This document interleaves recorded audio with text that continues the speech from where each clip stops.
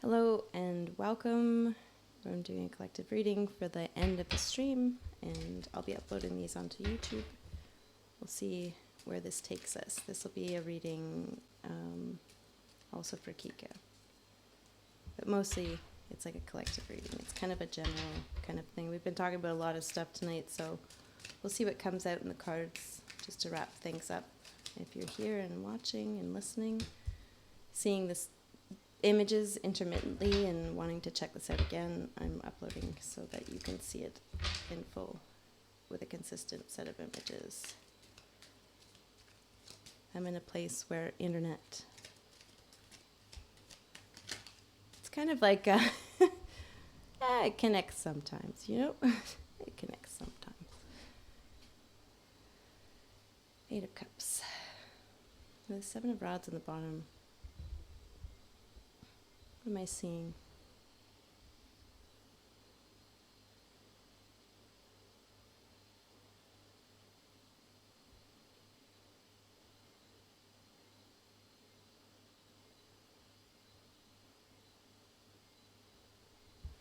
It's like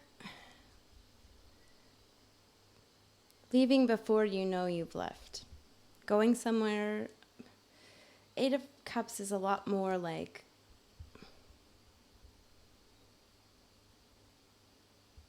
you wouldn't know it.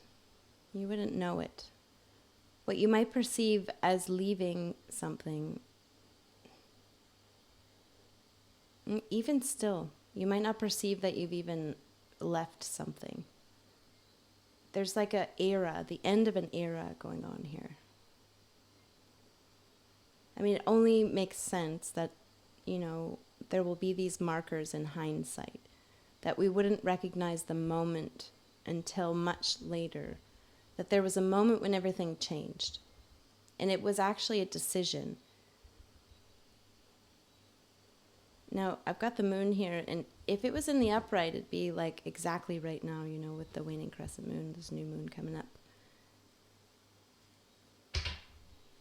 In Sagittarius.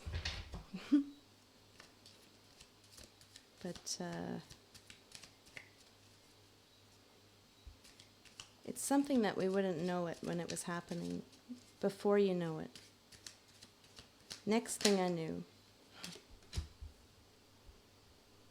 We've been talking a little bit tonight about the human condition, you know, and how hilarious it is that, you know, we have these experiences of something like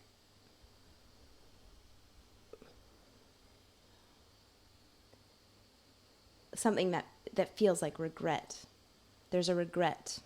And if we dig into that regret in a way where we're kind of accounting for the things that we're not aware of yet, we kind of start to perceive that perhaps regret is something that takes us back onto our course, you know, that we can regret something.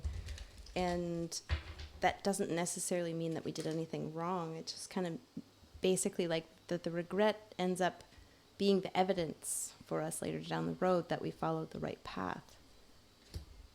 And see, this is the Two of Swords. We might not be able to see this in the moment when it's happening.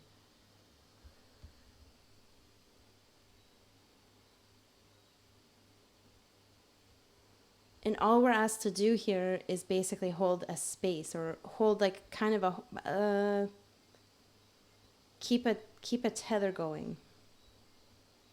Keep some kind of a. There's something of, I said earlier, being dragged by your heels, you know, or even dragging your heels is another way of putting it.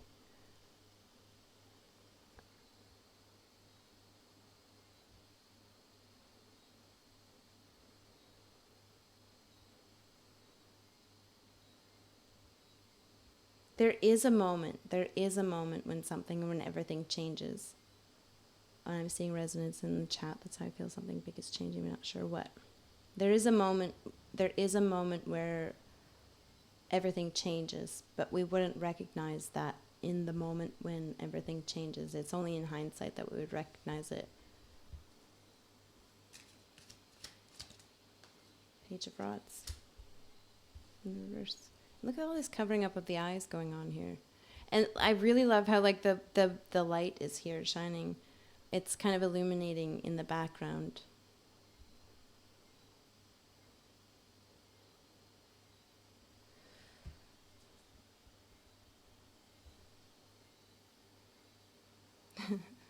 Here's a statement. Don't ask me how I got it, but it's here in the cards. We've been talking about light and dark. We've been talking about darkness and the light. And you know what's interesting is it's flipped upside down again here too, because at a certain point when if there's like a reflection on, okay, I'm going to integrate light with dark energy, I'm going to be both. I'm going to be aware that there are things that are happening outside of my view that eventually lead me to the place where I'm going. And in those moments where I have this knowing that I'm in the right place, that is deeper and I can't exactly explain it, what I do have is my experiences leading up to that time. I have my hindsight to recognize that it was a period of time where I was actually guiding myself toward this thing. It's a feeling that everything's in its right place, and also a recognition that there were all of these things that I experienced completely differently than everything being in its right place. I experienced everything as being kind of up in the air and feeling wrong and regret and resistance, and I experienced all those things leading up to this moment. So this moment was brought to you by your resistance, was brought to you by your regrets. And there's this kind of awareness that it was all part of it. The darkness knows that the light exists.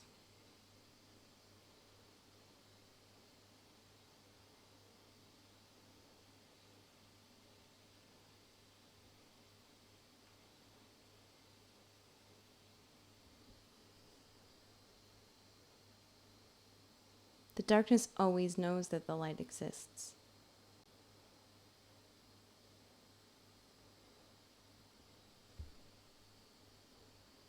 It's just that we can become,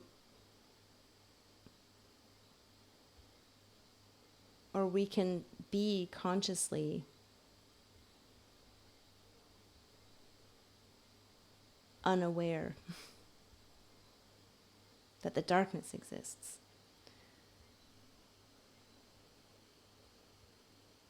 If I put that a little bit, if I go a little bit further with that, what I'm saying is that in the moment when we're experiencing something, it's our hindsight that has us recognizing that all of the things that we were experiencing up until now led to this moment.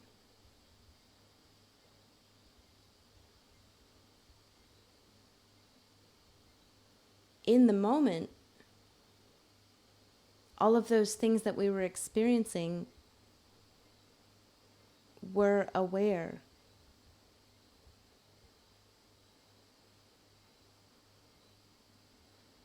That we existed.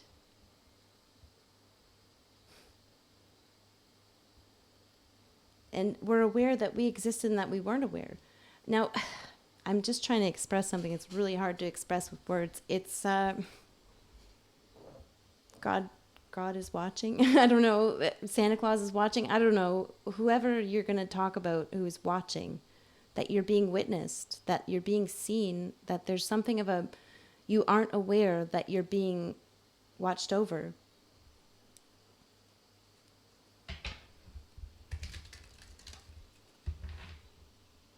You're being watched over by your darkness. Like there's something about the things that you're not aware of are working in your best interests in a way.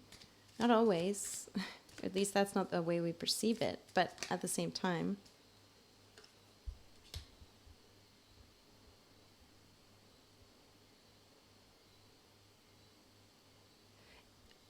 Consider it this way. What changes?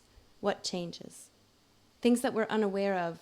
The things that we're doing. When we're talking about darkness, we're talking about our reactions. We have reactivity sometimes. That's a way of looking at it.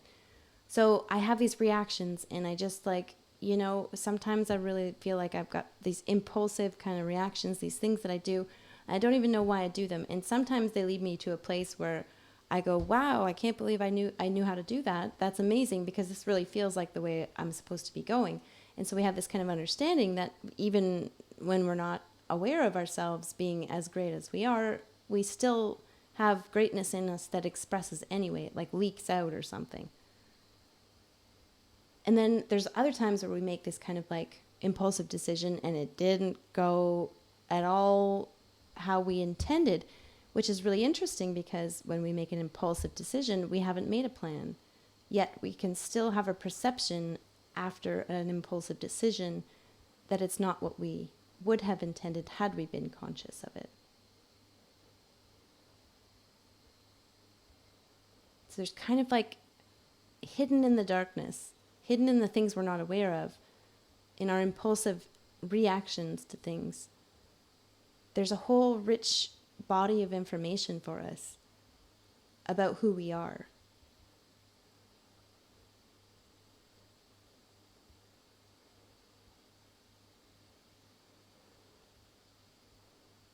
Because as it seems to be the case, all of the things that we do impulsively tend to take us to the same place, where we become aware of our intentions.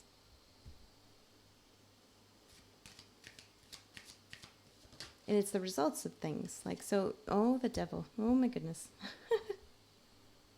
Oh, my goodness. So what changes isn't the things that we aren't aware of. Those things don't change. What changes is our awareness. And that's kind of the idea here, is that it's almost like a logical thing, that rather than it being an ethereal thing, that there's a God who's watching over you or something like that, it's more like no matter what way we slice it, no matter how we do it, no matter what comes of something, why is it that we always seem to know who we are at the end of it? Why is it always that no matter what we go through, we gain a better understanding of who we are?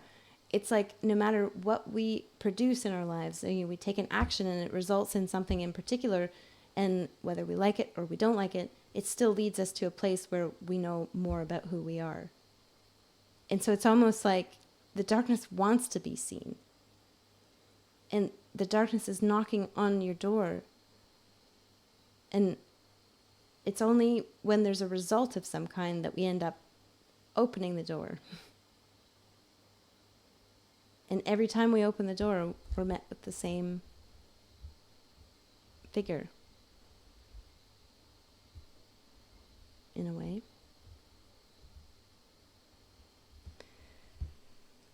We don't know it, but we're heading somewhere, and there's a crucial moment right here. And so you might resonate with feeling like somebody said in the chat, you might resonate with the idea that you're in this crucial moment. Everything's changing, but I don't know what, and I don't know where I'm going, and I don't know. It just feels like right now there's something big happening.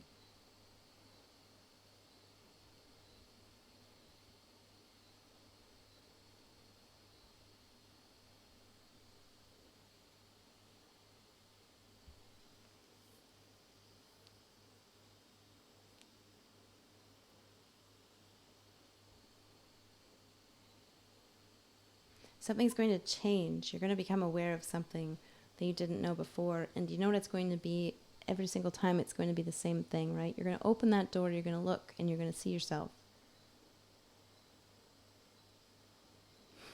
There's something about being scared in a moment like this.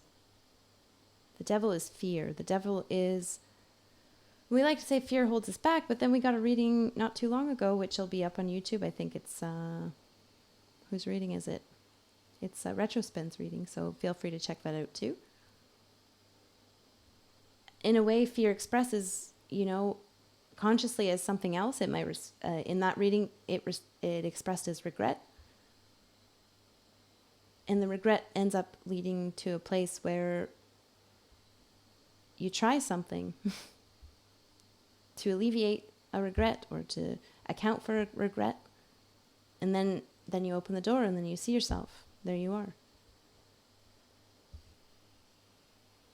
So there's fear here, and it's not to say that there's something wrong, right? Like, so we can recognize that there's fear, and sometimes I guess when there's fear, we can kind of already understand that if I'm feeling afraid, that must mean that there's something big going on. It's almost like by association. It's like a Pavlov thing, you know, like we've learned to hear the knock at the door and to recognize that a change is happening, that we're about to see something. We're about to open the door and we're going to see what's behind the door. And the fear is kind of like more hearing the knock at the door. If you're hearing the knock at the door, there's a big change coming. And fear itself might not be a terrible thing. It could be part of the design of things. How does it express over here? I haven't really read the Page of Rods other than there's something about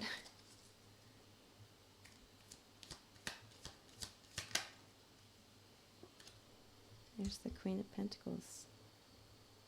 Who's at the door? Who's knocking at the door?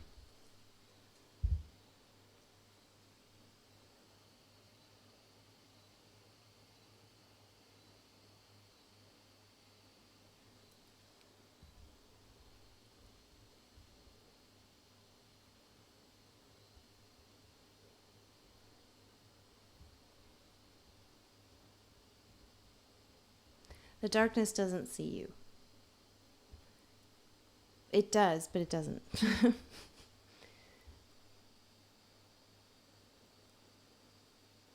We have this recognition, this feeling, this looming feeling that something big is happening. We don't know what it is and we don't know where we're going.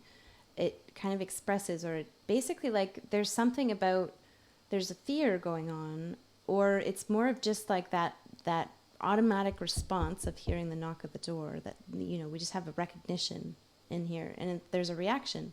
The reaction just kind of happens. I can't deny that I feel the way I feel right now. And if I'm feeling that something big is happening or is about to happen, I can't deny that feeling. It's here. I feel it. I can try to not think about it. I can try to push it away. Maybe I do a good job of it with my willpower, you know, a certain number of hours in the day, and then it just keeps coming back. I just keep hearing the knocking.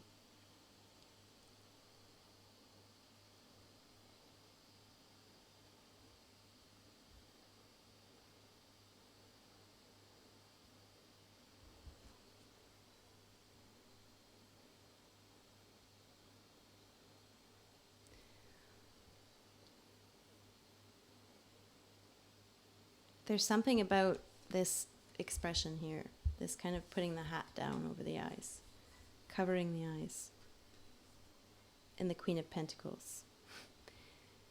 The darkness proves itself, the things that we don't know about yet.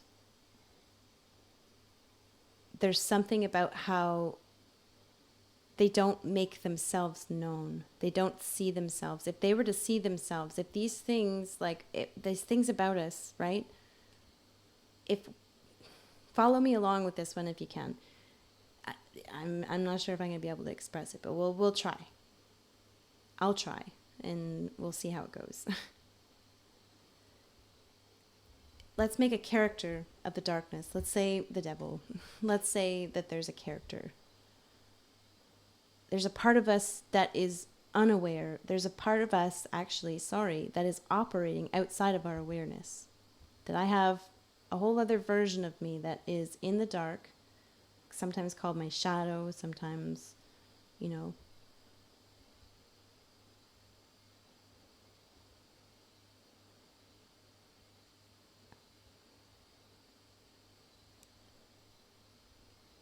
the proposition here is that the darkness is aware of itself,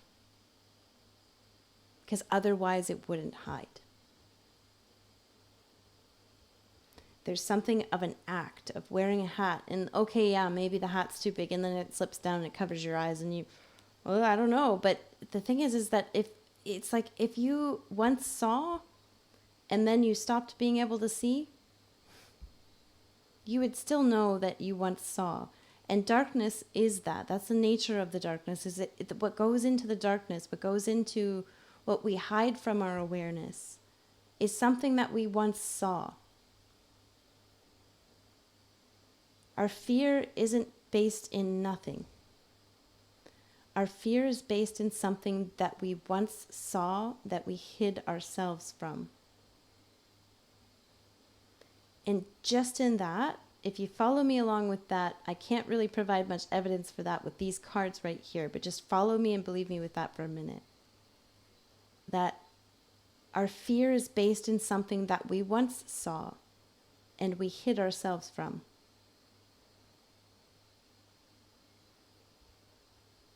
Just as I can't decide to stop feeling the way I feel, I can't decide to just stop hearing the knocking.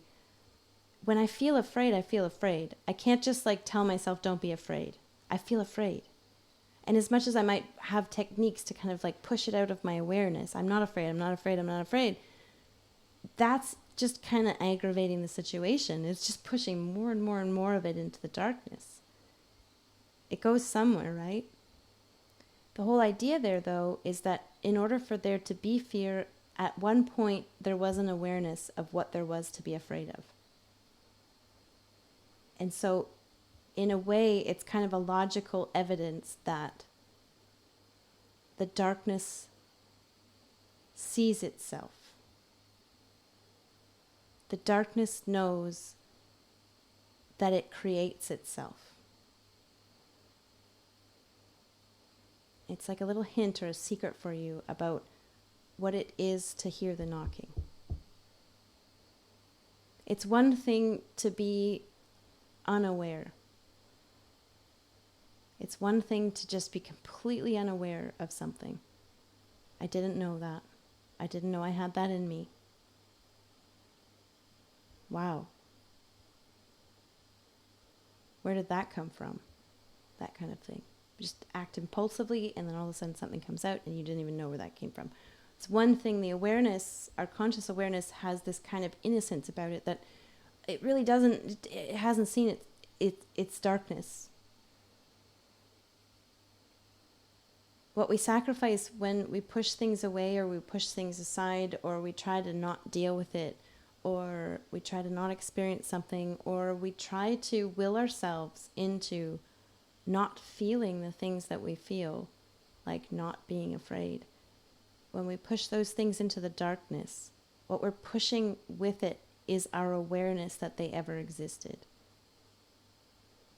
And our awareness that they ever existed is now covered in the darkness and is now aware of itself in the darkness.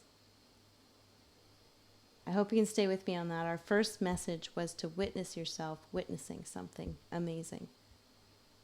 That was the first message of the night. It's a 10 of Cups and it had two people facing one another and a rainbow in the background. And it's kind of like, see yourself seeing something amazing. That's an amazing, amazing thing. It's kind of like that's how we attract amazing things. And then there's this whole see yourself witnessing something darker than that. And there's a fear of doing that same thing. Because we're afraid of attracting, or basically we're afraid of attracting something that we don't want. Undesirable feelings.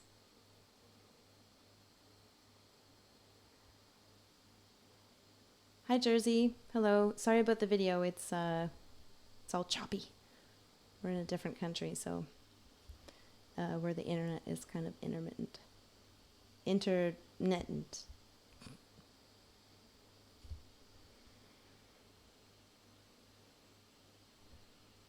So I'll just leave that there. The darkness is aware of itself. The darkness knows that it's dark.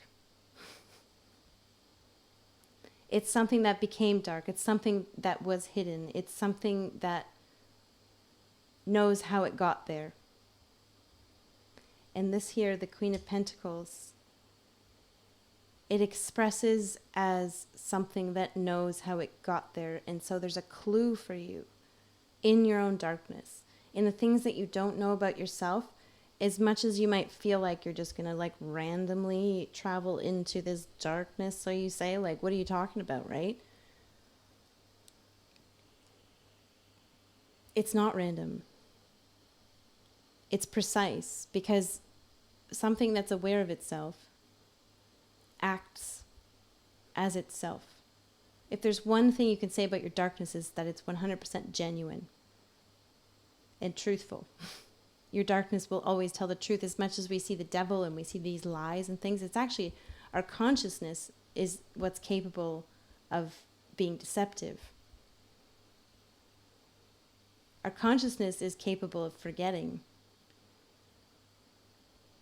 that we ever pushed something into the darkness in the first place. Our darkness, however, is always aware of itself, is always aware that it is the dark, and behaves as such consistently and all the time, kind of like in this way where it's concerned with, its main concern is to be itself. Darkness is here to be darkness. And we can shed light on the darkness.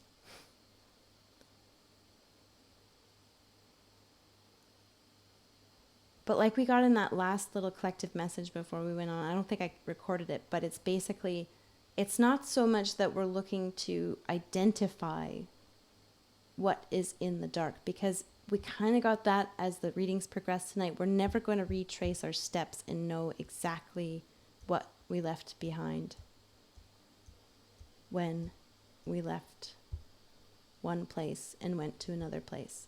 We're never going to know that. We're never going to be able to take, because at a certain point, analyzing a situation turns into an exercise of avoiding experiencing your current situation. And so analyzing is actually a tool that the darkness uses to feed itself. Now, the darkness is not a bad thing.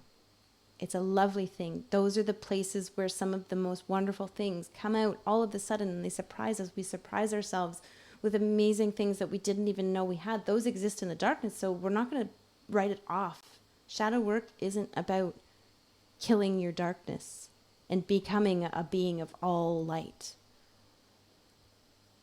I'm trying to make a case here for the idea that sometimes we go too far. Sometimes we go way too far.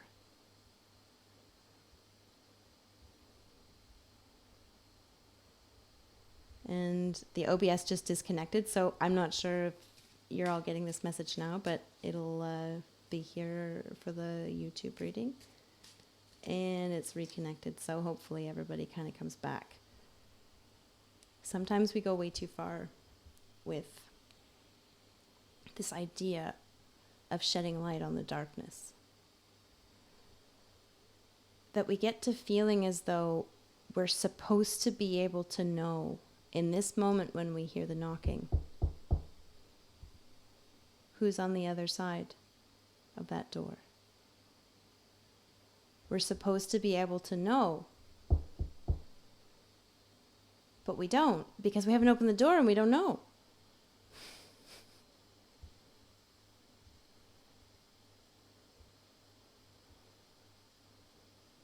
And all I could say is, but we do.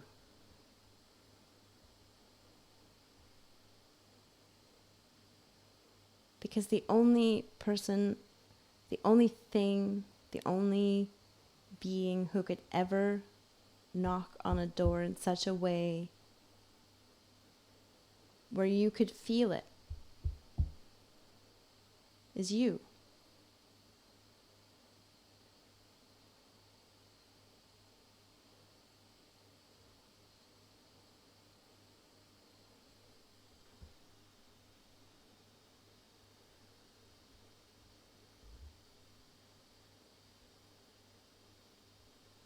When you have a feeling of fear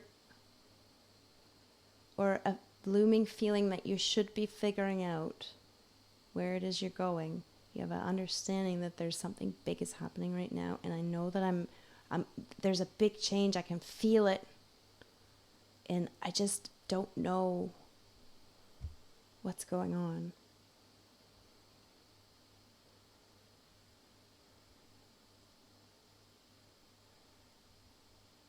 Where am I going?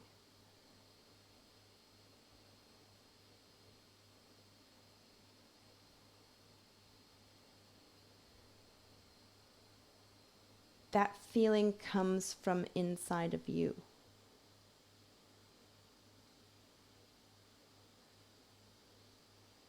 That feeling of fear or that feeling of uncertainty,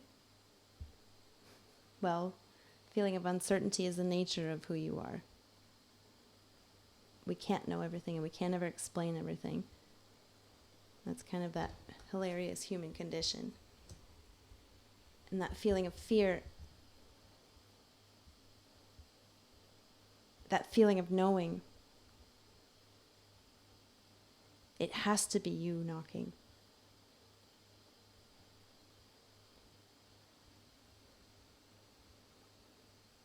So that's how it's so precise, because the darkness knows it's the darkness knows how to knock. The darkness has been instructed to stay dark, to stay behind a door that we've shut.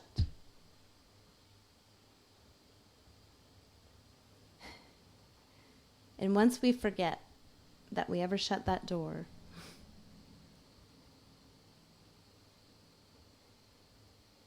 every once in a while it's going to knock.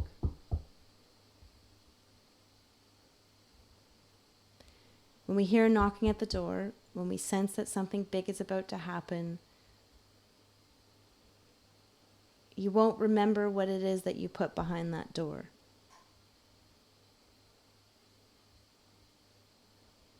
But you can know that you put yourself behind that door. You can know that that is something. I'd like to say I was saving it for later.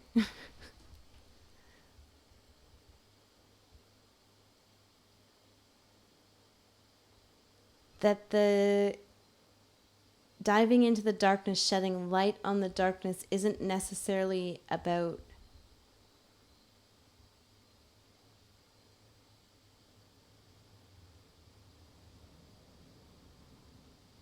knowing what happened when you shut the door.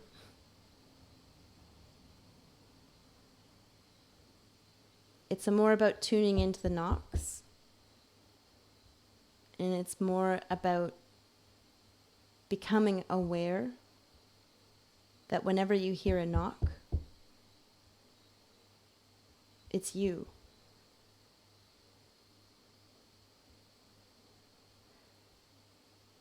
And it's kind of like a really tricky, fine balance to be in that space of not knowing and knowing at the same time.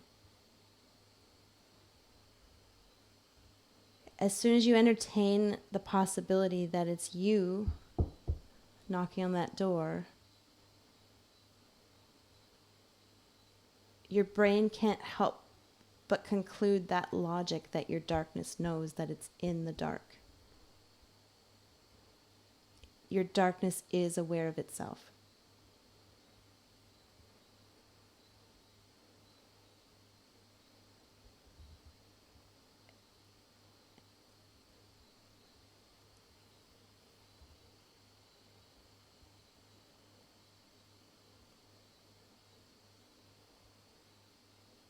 That can be a scary thought sometimes, to think that, you hid parts of yourself away and eventually they're going to come out again, and what is going to be there behind the door when you open it.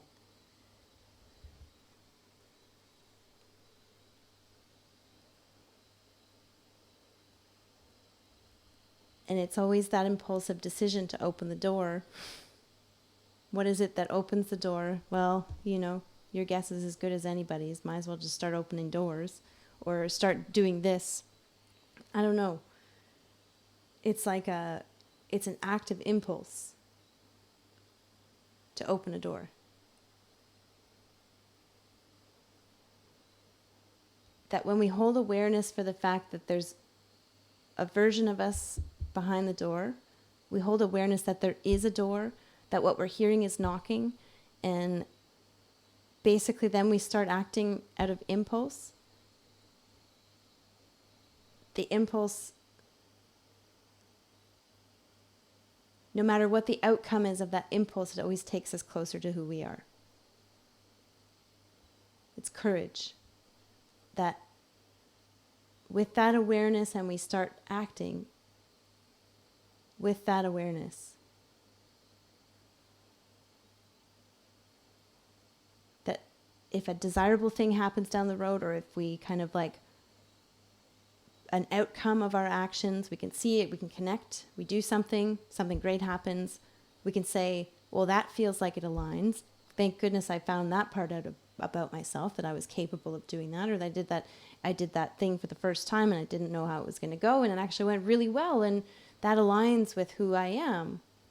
And then there's another one where we do something impulsive, we kind of hold this awareness, and then we do something, and the outcome is undesirable, it's painful. Oh no, that doesn't align at all with who I am. I hope you're seeing it. That when we're holding an awareness for the fact that it's us behind that door, that no matter what the outcome, we find ourselves on the other side.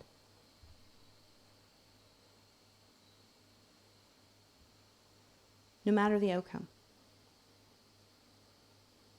Based on how we feel,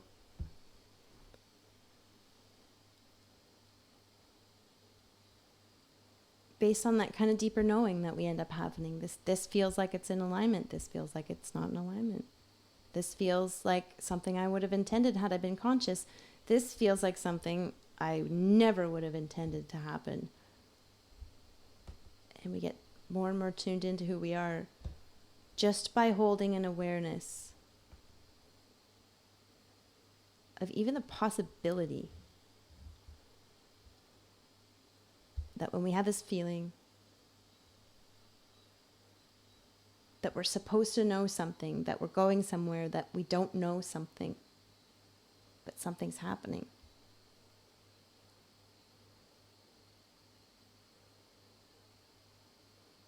And I could go on and on and on. It's like, it's almost like circular argument. It's like, at the same time, it's expansive. So each time I go through it, I would end up kind of understanding a little bit more. It's more like a spiral. It's a growth pattern. And I've just taken you through 2 loops of shadow work. Not that this is the only way to do it. There are 10,000 other exercises, probably way more than that even. Tons of ways to go through the same thing. I'm getting disconnected again from OBS. But anyway, it's kind of like we go too far sometimes and imagine that we have to kill the beast. Because we see the word devil here. We see fear and we go, I don't want to be afraid. Kill the fear. Kill the fear. That we have to experience love and light because fear is bad. And that's just more repressing. That's just throwing more stuff back there. That's just forgetting more about who we are. I mean, okay, it's all fine. We're going to figure it out later, Eventually we're going to make a decision to do this kind of work. Or we're going to be forced to do this kind of work through some circumstance.